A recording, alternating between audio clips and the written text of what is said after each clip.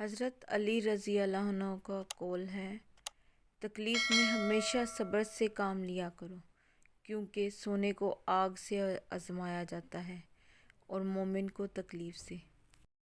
کسی کے منہ پر بے عزتی کرنا اسے قتل کر دینے کے برابر ہے۔ اگر زندگی کو ہمیشہ خوشیوں کے ساتھ گزارنا چاہتے ہو تو غمزدہ لوگوں کے غم سنا کرو، کبھی دکھی نہیں رہو گے۔